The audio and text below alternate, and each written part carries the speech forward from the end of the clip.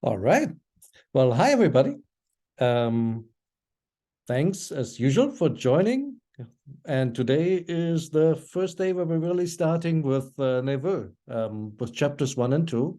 I hope everybody had a chance to look at them in preparation. I don't think I can show them directly on the screen, but what I've done is I've taken the key elements out and put them on a few slides so we can talk about them.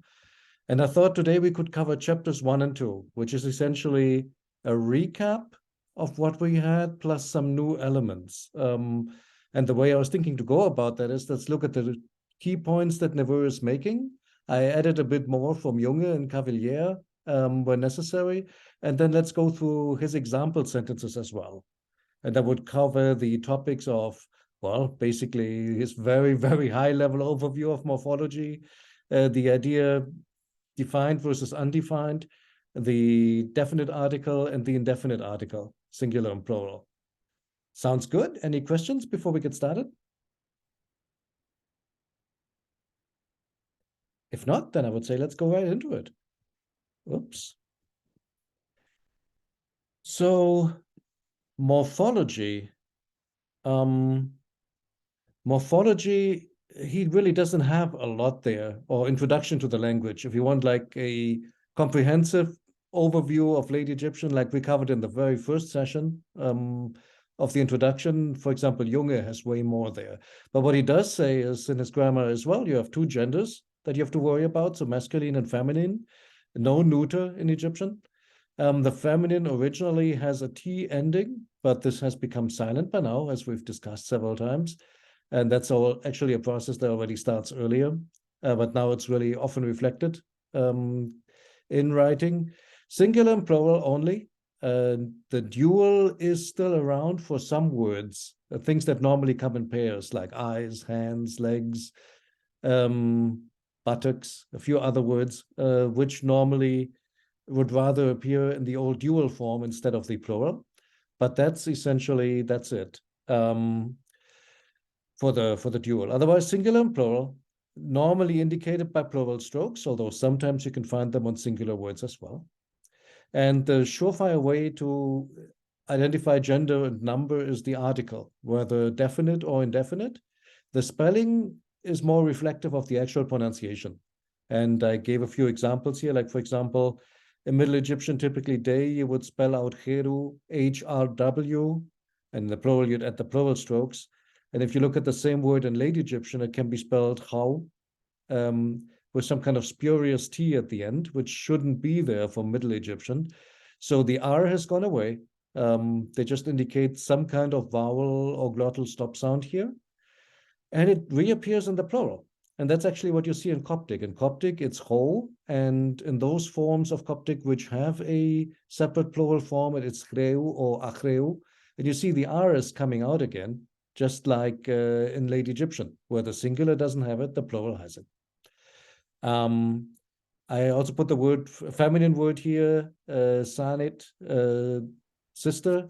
Had a hard time finding a plural spelling, actually. Tons of examples with the dual, two sisters, because that's a religious term.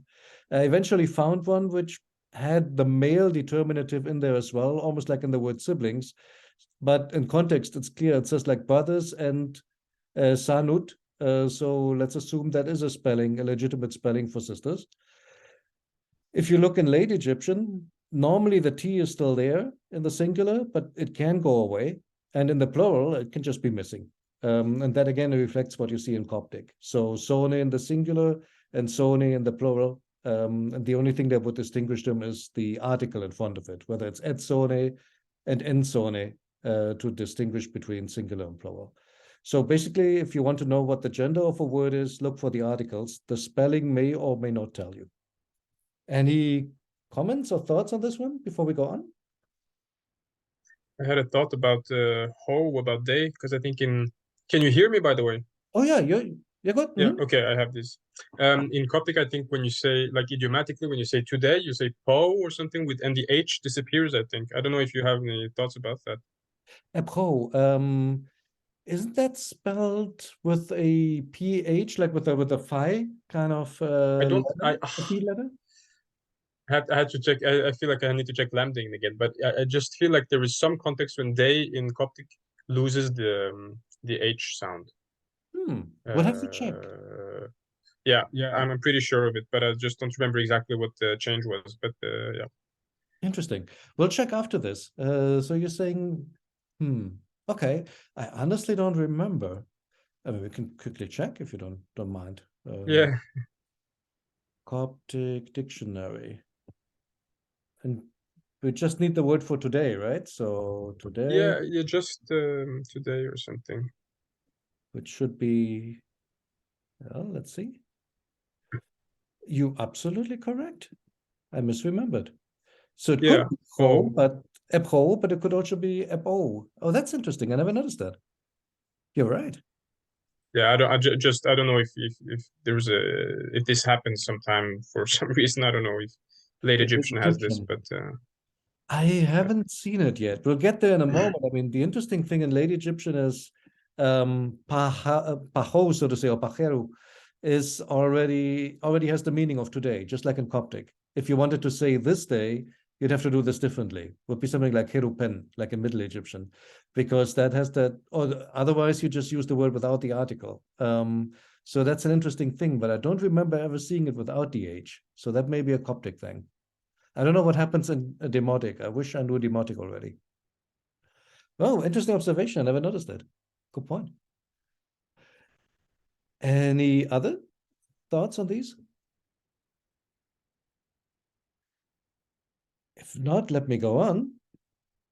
I mean, a lot of what we're going to cover today is repetition, but I think when we get to the example sentences, that's going to get pretty heavy because Neveu goes like straight from 0 to 100, throwing full complex sentences at us. So let's get there. Defined versus undefined. He makes like a remark on the first page that basically refers to it without really explaining why it's important. So I thought I'd say a few words about that. We have that in English too. Defined would be a particular one, like this dog, the dog, my dog, versus unspecified would be a dog or dogs in general. And so the same distinction in Egyptian. Now in late Egyptian, where we have articles, you can very explicitly mark something as defined. So basically, pa would be the, pai would be this, pai, paif, or pike, or whatever, the possessive article, my, yours, hers, etc. They will all make a noun defined. The few words that can still take a suffix pronoun, like for example, his, I, where the his would come after, they would be defined by adding a suffix pronoun. And also the word neb, which means every, all, counts as a defined, like what would you call that? I don't know how to nominalize this. It basically would make a noun defined if you put it afterwards. So remech nib would be every man, and since that includes everybody without exception, that's considered defined. Finally, also proper names, like for example, personal names. When you look at undefined, there's two options. You could have the indefinite article, so you could have wa, a, or the plural version in Heine, which is chen in Coptic, or in Heune when it stands by itself. Or you could also have the absolute, the absolute form, which we had last week in one of our example sentences. I want to read this in Coptic almost. Erote, how do you say it? Iratit, I guess. Empatime, I carry milk from the village. Notice that there's no article. It's not the milk. It's not a milk. It's just milk. That would be an example of an indefinite or undefined noun used in the absolute form. Now, you may ask, why bother introducing that kind of concept? Why do I care about defined and undefined? Neveu doesn't really tell you yet. It seems kind of abstract when he suddenly throws that out. But I think it becomes really useful in some grammatical situations because it changes how we construct sentences. Sometimes in English, like for example, in English, you would say, the cat is on the bed, but you would say there is a cat on the bed. You wouldn't say a cat is on the bed. That sounds kind of unidiomatic. You could say it in certain circumstances, like for example, as an answer to the question, what's on the bed? A cat is on the bed. That would be okay. But generally, if you want to say like undefined, I do it automatically. There's a cat on the bed, there's a mouse under the table, etc. You have to use there. And it's the same in Egyptian. If you wanted to say the cat is on the bed, it shows a female cat here. So tamiyit, the cat. Kherpahati, the T is again spurious, shouldn't be there, but it is there. What can we do? Because it's a masculine noun. Basically, the cat upon the bed. But if you want to say a cat is on the bed, you can't say I'm just like hypothetically, wa miyet kherpahati. That doesn't work. It would have to be when miyet kherpahati. There exists a cat upon the bed, just like in English or in Spanish or in Chinese. They all do that. They need like some kind of existential predicator for undefined verbs. Sorry, undefined nouns. So that's interesting. Maciej told me that Polish doesn't do this. And I found an article that actually says that there is a fair amount of languages that don't do this. So Chinese, English, Egyptian require that existential predicator, but not all languages do. It's not like a universal human law. It's interesting, I thought. Another example is how you make relative sentences. Actually, in English, we don't care. The cat which is on the bed or a cat which is on the bed, we construct that the same way. But in Egyptian, you would construct these differently.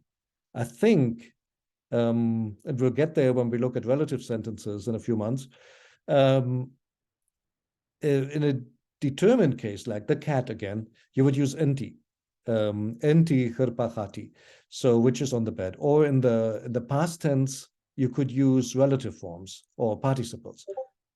But when you want to do it with an undefined noun, you basically have to use a conversion with eus in this case, because so eu plus suffix pronoun.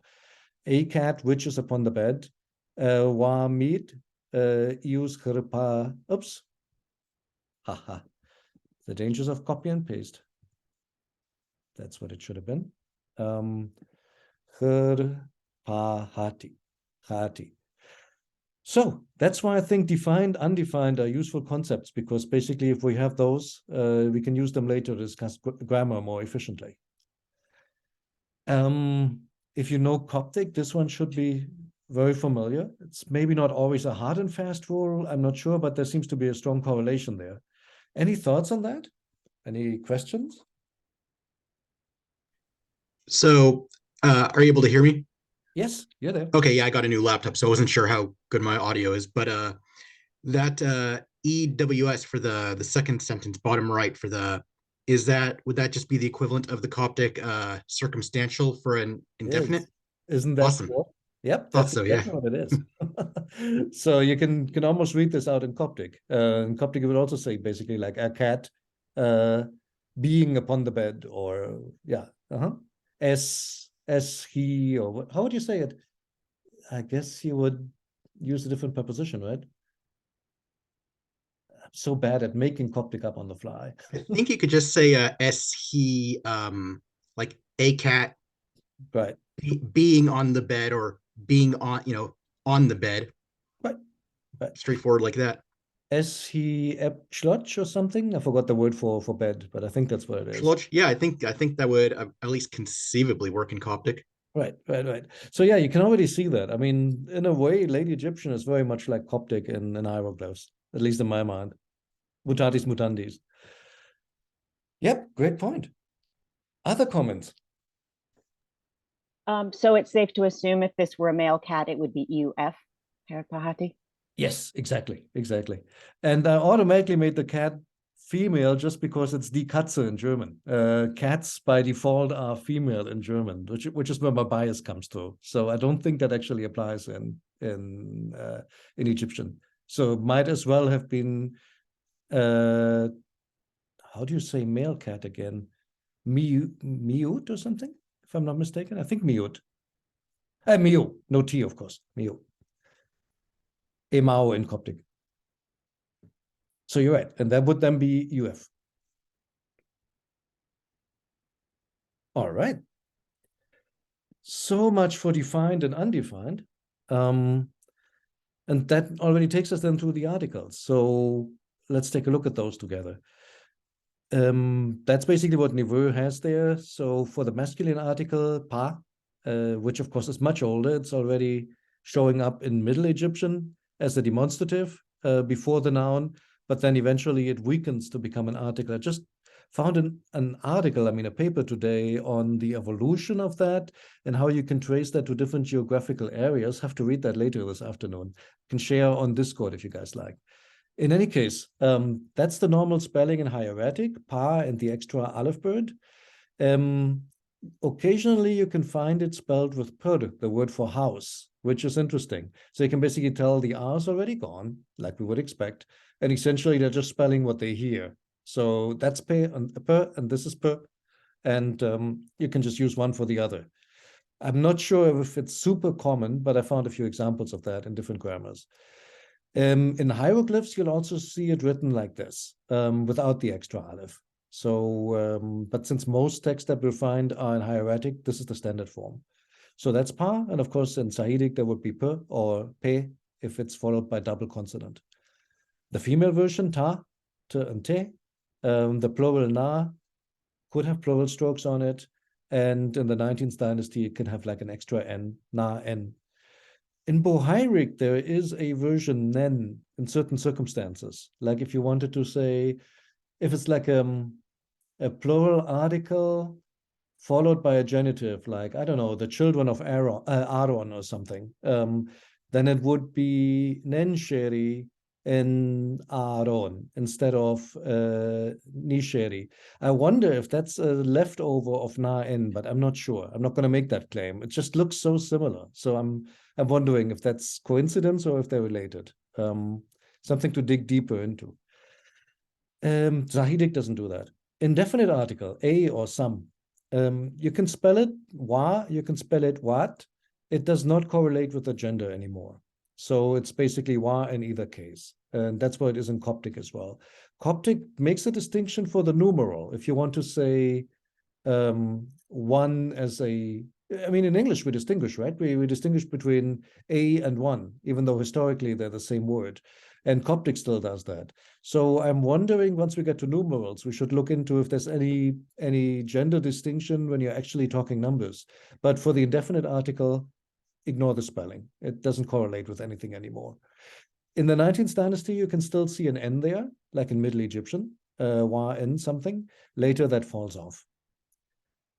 Interestingly, there's also a plural indefinite article. In Chayin, or if you look at Coptic, it would be hun, or if you want to say some as a, like without a noun following it, it's in choine, and you can see that that's exactly the same word. It's fascinating. We don't have this in English. We don't have a plural indefinite article. Spanish, for example, has it, right? Un amigo, unos amigos. One friend, a friend, some friends. And that's exactly what we also see in Coptic or in late Egyptian. There is a plural indefinite article. It's not super common, though. I do keep hearing Discord in the background. Let me turn that off real quick. The sound.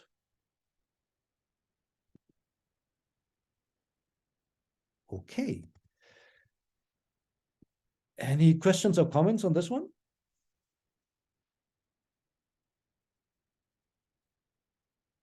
Should be pretty familiar by now, right? The only thing we haven't discussed so far in the essentials sessions before is wa and rein, but yeah, pretty straightforward how they're used. Just in front of the noun. We'll see some examples in a moment. I thought for a little bit of value add, which is not in Neveu, at least not in the chapter that we looked at, but Junge has it, for example, Cavalier, I think Zatzinger too. There are some differences when you use the definite article, or rather when you don't use it, compared to, for example, English. And that's always the case with articles. It's a little bit different between languages. Like if in French, if we were to say, I take off the milk or something, and take off, instead of I take some milk, there are always like idiosyncrasies, which makes article usage, idiomatic usage, kind of hard to learn. So a few of the rules for Egyptian or late Egyptian are, you don't use it with parts of the human body, like your mouth, your eye, etc. Your name either. So those are normally without the definite article. The word for yourself, obviously. Some terms that relate to property, like my property, my benefits, etc., are normally not used with the article. Some location words like house, place, so per or sed, time words like day, night, are not used with the article, or when they are, the meaning changes. So pajero or pajaut means today, as opposed to the day. Titles. If you want to say the scribe so-and-so, for example, you don't say the scribe, you just say scribe so-and-so. We'll see an example of that in a moment. Also, the mother so-and-so, you would not put the article in front. There are some other nouns, common nouns like thing, love, the bow, like bow and arrow, perfection. A few words that basically fall into that category. Some like the white crown of Egypt, for example, as well. Some like traditional terms that do not get the definite article. Why? I do not know. I mean, some of them are, like I said, titles or religious objects and so on. So that could be like sometimes we use code French in English, like force majeure instead of higher power, where you put the adjective behind the noun, like in French, even though normally English doesn't work that way. In some like specialized fossilized terms, we do that. It may be that. It may be like fossilized carryover from Middle Egyptian. But honestly, I don't quite know how the logic there always works. Also, you don't need to put the article with words of the same gender twice. Like, for example, pa'anech seneb, life and health. You don't have to say pa'anech pa seneb, but you just say pa'anech seneb. Because, yeah, why double it? Interestingly, you can use it in the vocative, just like in Coptic. So to say, O Lord of Heliopolis, Paneb Chemenu, or for example, this one here is from our doomed prince from the other week. Iiktenu, where do you come from? Pasheri Nafer, handsome boy. So the handsome boy. Feels very unnatural in English. Coptic does it all the time. Like if you read the Gospels, for example, oh, the teacher is how you say it when you want to say, oh, teacher, when the disciples refer to Jesus. So it's always a the in there, or yeah, the my teacher, basically, something of that nature. You can see that in Late Egyptian as well. Okay, I'll pause here for a moment. I think the next one will be example sentences. Looking at the screen. I hope I haven't talked everybody to sleep yet. So, Aurelio, can yes, I ask sir. something? Of course. When you said name, you mean not the word name, you mean actually referring to a person by its name. Oh no, the word name. So The word name, okay. like Ren, the word RN, the word for name. I think normally it doesn't take the article. You also Okay. see that in the way how you put the, like if I want to say, what's your name? In Coptic, you would say Nimpe Pekran. Nimpe, what is Pekran, your name? And you use the pek, like the possessive article. You wouldn't do it in Late Egyptian. You would not say Nim Pai Grin. You would say Nim Rinek. The U has to come after the rin, because you can't put the article in front. You also can't put the possessive article in front. So you have to use the suffix pronoun. So those correlate actually. That's a good point. Just Yeah. like I was mouse. just thinking about Greek, for example, that some languages have the article in front of the name of a person, but that's not what matters. This is No. not yeah, that doesn't happen in Egyptian. Let me think. Does that happen in Egyptian? I mean, I wonder if that happens in vocatives. I don't think I've seen that. Coptic does that, doesn't it? Like, can't you say like a Victor or something if you want to address somebody? I mean, you do use the article for, yeah, as you say, for the vocative. That's Right. and for a name, and for I think for a name as well. Yeah, I think so. Yeah, I'm not sure if you can do that in Late Egyptian with names, with personal names. Like for example, yes, some languages can do that. Like in German, you can say der Peter, no? The Peter has done this and this, which sounds completely weird in English. I am not sure if you can do it in the vocative in Late Egyptian. Would have to dig. Can't remember having seen that. It's a really good question. You can definitely do it with like titles, for example, like in those two examples. Good point. Let me see, how are we doing on time? Oh, we're still good. We're at the halfway point. So now comes the heavy lifting.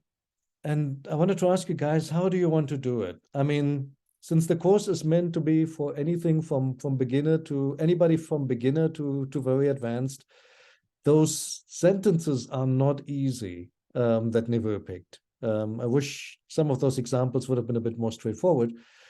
So I was thinking it would make sense we go through them together.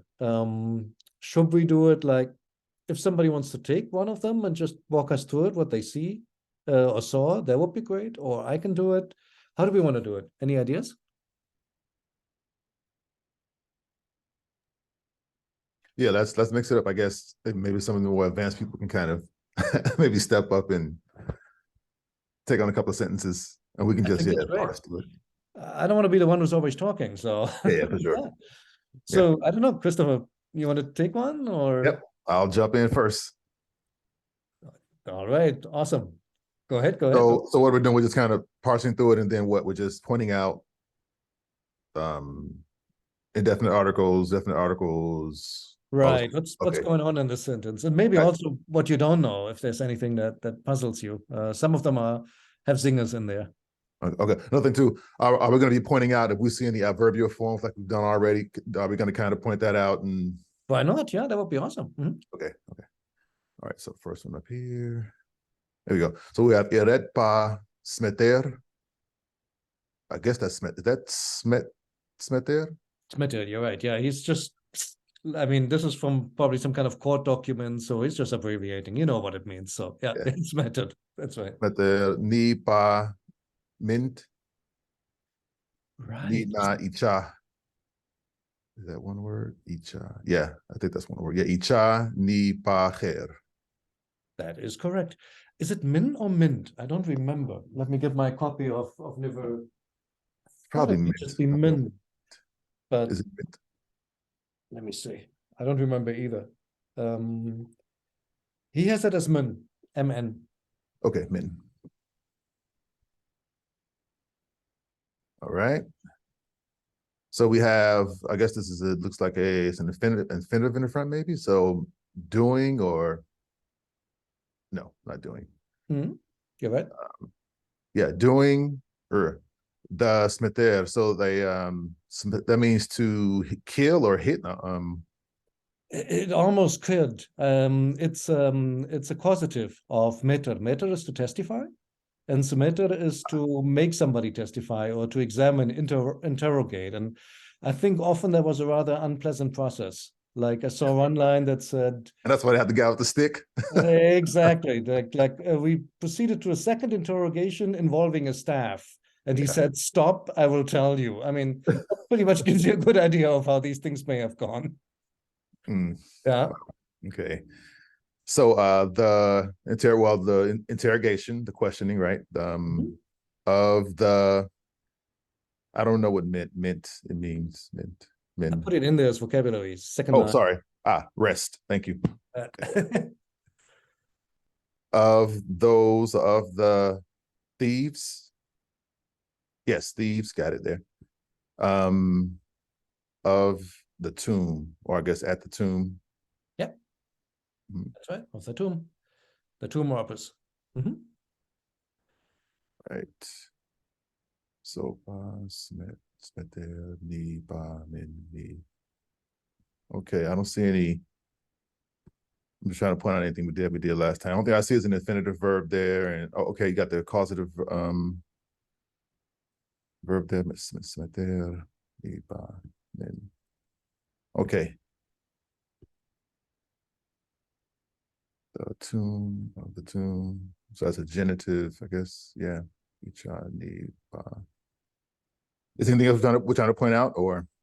I think you have all the key elements there. It's probably a title or like on top of a paragraph. So essentially they like to put the infinitive in those cases to basically indicate what's going to come next, right? That's the section header, so to say. So making the interrogation Of the rest, like you said, of the thieves, it's actually several, of the thieves of the tomb, so of the tomb robbers, of the rest of the tomb robbers. And I think Neveu just picked that sentence because it has so many nice articles, one after another, four in one go, and showing the singular and plural. But no, I think you had everything else. Hold on, no, I missed something. I'm sorry. So I see Icha. So okay, I got it. The rest of the tomb robbers, got it. Right. Then- That's how you know it's the robbers. I mean, he did put plural strokes, which is nice. But the key thing that tells you that it's more than one robber is the na in front of it. And na ichao, which I just learned is actually the Coptic word oj. So that word actually made it into Coptic. Chad for tomb didn't. That has been replaced. Yeah. No, I think you had everything right. Very good. So yeah, anybody want to take the second one?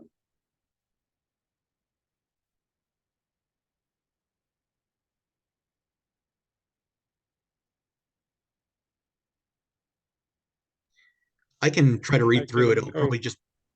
Oh, do you Awesome. mind if I go? Go, no, Oh, absolutely. go ahead, Randy. Oh, I appreciate it. Thank you. Yeah, I could try to read through it. It'll probably be a bit clunky as I try to parse what it means, but I'll give it a shot. So, ash, het, ashchet,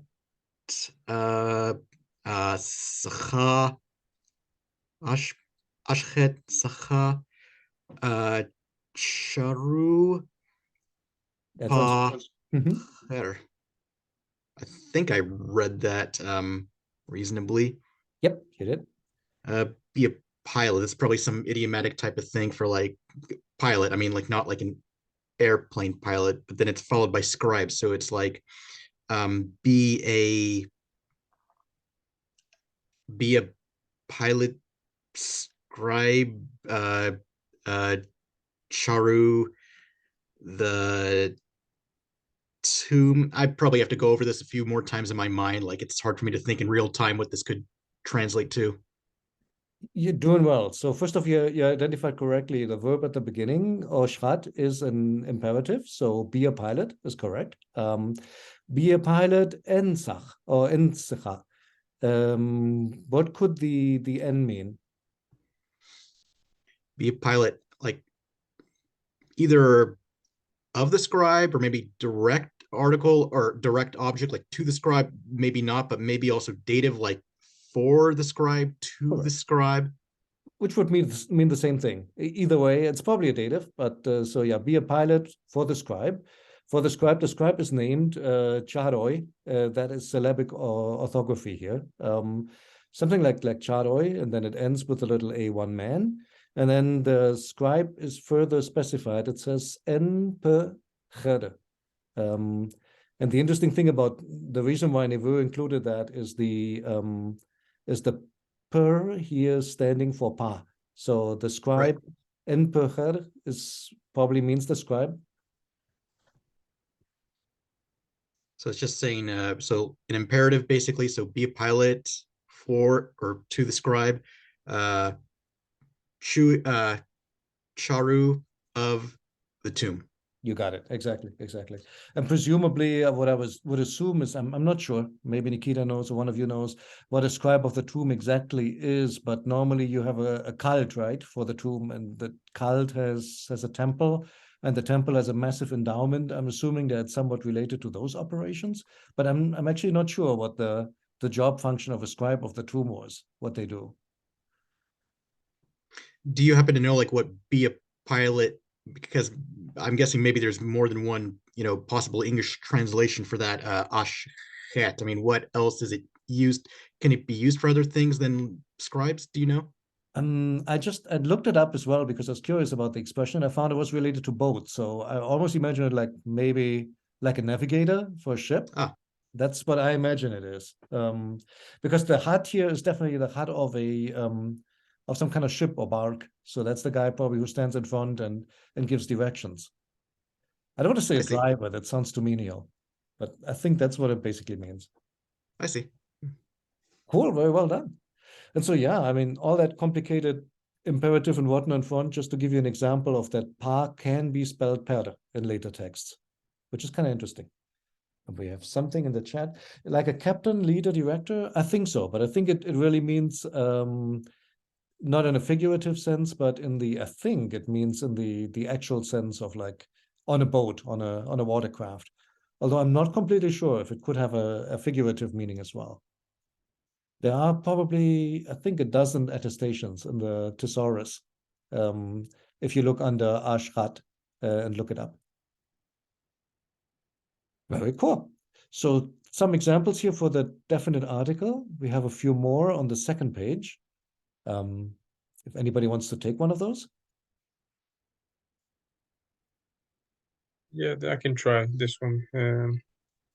So ir, na, en, remu, and then it's redik, tu. No, that is I don't remember what the jar with the feet. Like ine in Coptic, to bring. Yeah, okay. So into, that is what it is, into, and then it's n. It should probably be a double N. Let me see how he passes it, but I would think that's probably a double Okay. N. That just didn't get spelled out. Let's have a look. Yeah, he's here. Neveu also writes nen, n.n. Okay. Mm-hmm. So as for na n, so that's the na n. It's just the plural gets the extra n, like in Middle Egyptian. Correct. Mm-hmm. So it means the fish in plural, the fishes. As for the fishes, and then you have written that you have given or caused that they be brought to us. Mm-hmm. You're absolutely correct. Mm-hmm. Yeah. So absolutely right. So for those who may watch the video later and come new to Egyptian, very common way how to point to something. As for is a good English translation. It's a way how to focalize a topic. And like you said, the fish, which fish?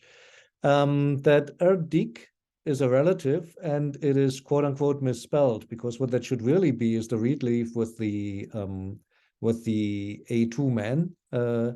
That is very common for relatives and participles in late Egyptian. And it was probably just pronounced like an some kind of pathetic vowel. And because the preposition is also pronounced at this point in time, they can be interchangeable. It's essentially that, yeah, there and there in English, right? The standard example, whether you spell it with E-R-E or E-I-R, same thing. They make mistakes, quote unquote, all the time. So that's a dik, actually, or edik, that you have given. And then comes a form, which I had a hard time looking up because it's really only mentioned in passing in a lot of grammars. Cherny has it, and I put like a little screenshot on there. It's probably too small on some of your screens. It's called the passive non-initial prospective, Sejim 2F or Setep 2F. And essentially that's used with two verbs, with ine, to bring, and with di, to give. And so into is that they be brought, the passive perspective. How exactly that form works, I don't quite know. I think Neveu says it is related to Middle Egyptian perspective, and the TW is just to indicate that it's pronounced. I think if I understood him right, that's what he says. I saw a few oblique remarks in different grammars, but basically it's something you can just remember. You see there a lot. You see like D to cause, and then into, and then basically into F, that he be brought, into S, that she be brought, into that they be brought. That's a very common construction, especially in legal documents. Your translation was spot on, that they be brought to us. That should be none, but double N often doesn't get written, and you just see a single N. So that's really none to us in Coptic. Any questions about this one? So in late Egyptian, then it's safe to say that the verb ready being causative here, that's been thrown out, that they don't use that anymore in late Egyptian. What do you mean? Like, sometimes in Middle Egyptian, you can use ready in front of a verb, ready plus a verb form, I see what you're saying. right, You to have mean- it be causative. So that's not in, that's, Oh, it's very common, just as the R still pronounced. Do you know Coptic? no. Okay. Coptic has a ton of verbs which start with T, and then go on, like the vocalism is always like it starts with a T, then comes an A, then comes some other consonant, and then comes O, like taho, tako, tamo, and so on. For example, tamo is to let somebody know, comes from ta ime. Actually, di im, to give, to know, to give that somebody knows. Tamok would be to so T tamok is I give that you know, literally, if that makes sense. So the causative construction actually becomes the standard way to make new causatives in Coptic. Just that the R in this case is not the R of the verb, but it actually is probably the relative marker. But the construction that you're referring to is actually super common. That replaces the older S causative, if that makes sense. So no, great point. You're right. That is a common thing. And in the beginning, when I learned Coptic, that confused me. Why are there so many verbs that have the same vocalism? Until I learned that, oh yeah, they all start with a T, and that's the old D that's still shining through. It's kind of awesome. There's, I think, about 40 of these causative verbs in Coptic that follow that structure. So it's a useful pattern to learn. All right. And does anybody want to take the last 3 on this page? Then we're done with the definite articles. We're doing really well on time, guys. Yeah, go ahead. Okay, go for it. So we have Baseher, Ta'i. Is it Ta'ihu or probably Ta'i? Ta'i. I think ta'ich or maybe ta'ichet, maybe. Okay. And Pa'ea. Et. That's right. I'm sorry, A'at. That's the question. Is the T real? Uh-oh. Because that's exactly what Neveu wants to point you to. All 3 of them, from a Middle Egyptian perspective, are wrong. So the first one, Bas Seher, is it the form or is it the plan or something? Is it the I'd love Nikita to weigh in if he's on the phone still. Because in late Egyptian, this typically would be something like the state, the manner, and this whole plan thing. We just had a discussion on Discord. In Middle Egyptian, the first thing you learn in garden is, right? Secher means plan. Yep. But is that always true? I don't know, guys. Yeah, he also gives it as counsel. I don't know. Maybe I know some different meaning of counsel in English, but counsel doesn't really mean anything to me, especially when it's put into Egyptian context. From my experience, the meaning, like manner of doing something, the way of doing something, is much more suitable, much more fitting in many contexts that give you plan instead. Yeah. Right. I was gonna say, because in the Netherworld books, when you see Seher, it's like forms. Yeah, Neveu here translated it as the state, I believe. The position, he said. Okay. I guess it kind of what he just said, and kind of it all makes sense. Yeah. I've seen it, for example, in The Tale of the Two Brothers. It's used a lot in the meaning of like in his secher of every day, like in basically in his daily manner. In Coptic would be saying impreti or inteche. It just means manner or the way that you always do things. So yeah, this thing is a bit nebulous, but it means way more than plan or counsel. So yeah. Gotcha. All right. So Neveu, he says the plans. I guess I should check and see. He says the plan. Oh, not the plans. I'm sorry. No, the plan or the manner. That's the thing. It's not manner. a plural, even though it has a plural stroke here. Plural strokes. Okay. And then the next one is the cattle. How many? Oh, that stroke at the end, is that Oh, that's a Japanese comma. I apologize. That's me being idiosyncratic. I just imagine an empty space there. I just took 3 sentences and glued them together. Okay. So no, it's not a plural stock. That's just it ends with a cow. Okay, so is that 100? Is that the marker for 100? Oh no, it isn't. That would be. So this is plural. This is. If it were this, but then it wouldn't have an article. It would just be, this would be 100, could be 100 cows. But Right. if it's spelled like this, So it's just the cows the way you had it before. oops, I messed that up, didn't I? Well, if that's the where the thinking changes from Middle Egyptian. If you look at the article, what do you think it is? Tau. It's just ta. It's ta. Okay, so it's just ta. It's the cow. It's as simple as that. Oh, the cow. The cow. So what is this? I need to, so what is the oo at the end? What does that signify? Is that like a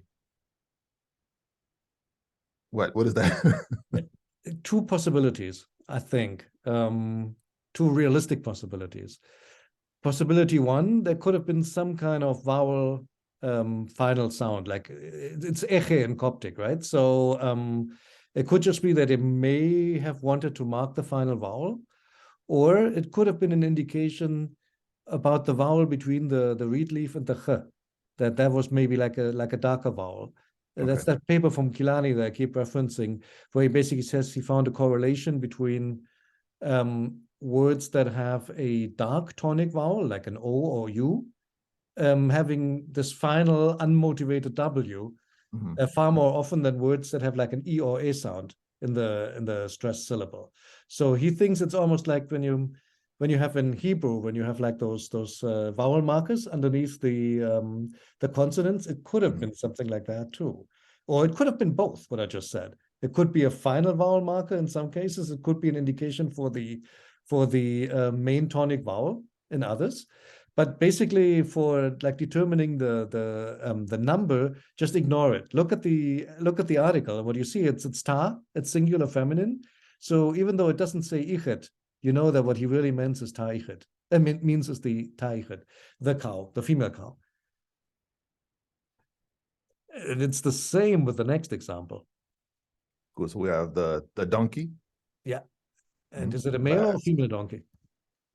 Well, I mean, by the marker, I guess well, the article is masculine, so exactly. The article's never wrong. yeah, So it's a male donkey, even though it's spelled I. And why? I can only imagine that it sounded like a feminine noun to them. There must have been some kind of final vowel that would make some sense. So the scribe thought, oh, this is like a lot of words that end in a T. So I'm just going to write a T here because it feels right to me. That's why Neveu gave these three, because if you come from a Middle Egyptian perspective, they're all going to trip you up. You're going to look at the plural strokes, you're going to look at the W, you're going to look at the T, and you're going to go, oh yeah, plural, feminine. And when you look at the articles, you realize that no, all three of them are quote unquote wrong. So pay attention to the article. Look at the article, forget the rest. The interesting thing is, of course, I started with Late Egyptian. I'm trying to learn Middle Egyptian. For me, it's difficult in the opposite direction. I tend to ignore stuff like that because they're just spelling the way they speak. And no, in Middle Egyptian, it means something. And Late Egyptian is just, they're spelling whatever sounded right to them. And I'm probably oversimplifying, but yeah, great. Good work. All right. This one's a handful. I don't know. Does anybody want to take it? Otherwise, I can take it.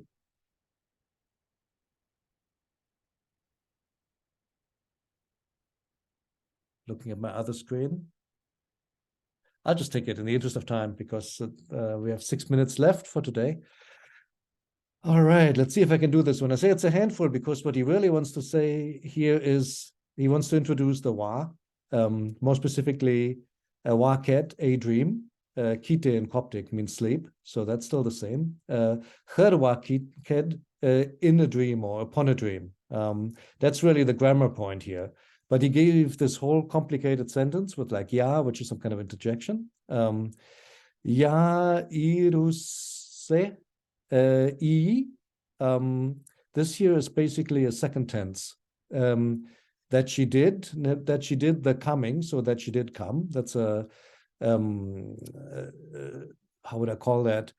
Periphrastic second tense with ire, and then again the second tense also has this kind of prothetic vowel that I was talking about for the relative. You also see that here. So that she did the coming, quote unquote, that she did come to what? Acha embach, before, that to stand before, that she came before Nefertari. So this basically is the name of the wife of Ahmose Nefertari, Ahmose I's wife, Nefertari. This is the beginning of the cartouche. I couldn't find the proper sign for it, so I just basically put a parenthesis, but imagine like opening parenthesis and then like a vertical stroke and, closing and vertical stroke is what you sometimes see. And sometimes they don't write the closing, like in this case. You just write the opening. How do you know where the name ends? Normally, royal names would end with Anch Ujai Seneb, right? Life, prosperity, health. And since they have to write that so often after every royal name, they basically abbreviate it to stroke, stroke, stroke. And in this case, they also put the God determinative behind it. So basically, yeah, that she came to stand before or in the presence of Nefertari, the Queen Nefertari, life, prosperity, health, was her wakit, because of a dream, Petris, that she had seen. Now, I don't know the whole story. This here is essentially a relative form that replaces a relative sentence in the past tense. And again, it's marked, well, in this case, it isn't marked, but it could be marked by that pathetic yod marker. And it's followed by the subject here, so that she saw, because in Egyptian you see dreams, you don't dream them. So yeah, and that's essentially it in a nutshell. And I thought, wow, Neveu, that's a cool sentence, but for this little grammar point, that's a lot of stuff that you have to go through. You have to know what a second tense is, and it's a periphrastic second tense. It has a relative in there. That's basically a whole book worth of grammar in one sentence. But hey, if you're new to this, watching the video, don't despair. We'll get to all of these in due time. Otherwise, just ignore them for the moment. The key point here is because of a dream. Khar can also mean, I guess, because in this context. Questions?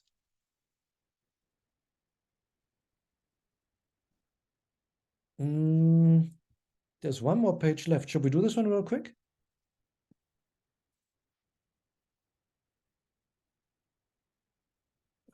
Who wants the next two?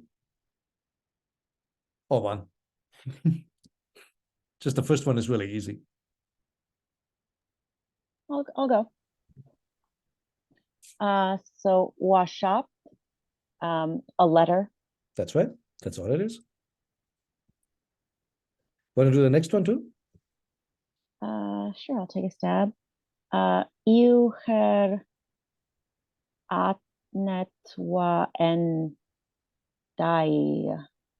And this one's tricky. Yeah, right. Absolutely right. But for the at isn't actually an at. It's ready. That's right. Oh, okay. Yeah, that makes more sense. And the squiggly stroke is actually in this case an I, like or J, like oh, so UE. Mm. Okay, so I am upon giving you a cloth. Right. And I try to find what a Jayu cloth is. So Neveu says loincloth. What's the Spanish gentleman's name again? Now the name escapes me. I had it a moment ago. Anyways, he's not the only one. There's another gentleman who agrees with him on loincloth. I've seen it for, what do you call that Egyptian, that standard, like this white, long, loose kind of fitting dress that men can wear. Gala something. Gala. Jalaba, jalabia. Yeah, that's it. I've seen it translated like this. I've seen it translated as killed. I've seen it translated as like a ball of cloth. So the honest answer is we have no idea what that is. In any case, so yes, I'm upon giving you one of whatever that Jayu cloth is. Yeah, perfect. The point that Neveu wants to make here, I guess, is letter is feminine, but it's still the masculine wa. And in this case, this must be an older text. You still have the little n there, wa n, one of whatever that cloth is. And that was really those were the grammar points here. Well done, Evan. Okay, and I'll do the last one real quick, just because we're almost out of time. So this one, these sentences are not too common here. He just wants to show us the use of en rein, somewhat. Some chebes is chebos is cloth or clothes. Some old clothes, basically, is what that says. Is what becomes us later in Coptic. It's one of the few adjectives that are still around in late Egyptian. There's really only a handful of them, and is one of them. So some old clothes. What about those old clothes? Again, he's abbreviating here. When tai sha'at, when my letter, sperik, arrives to you, ik hadit, you will give or you will cause into, that's again that thing that we looked at, the perspective, that will be given in Chain Chabas is some old clothes, or that they will be sent in this case, I guess would be better. I don't see any to me or to you or any other dative in here. And that's really, really the key point here. There is some interesting grammar in here. This when an F chersegem, you F chersegem sentence, which Neveu explains in chapter 34. It's essentially like when something happens, blah, blah, blah, then the following thing will happen, construction, which is with the verb wenen. Again, that's a set pattern, good to recognize. But I think the grammar point here was just he wanted to give a real sentence where you use in reine for some, the plural indefinite article. All right, I think we made it. I'm going to hit the stop button.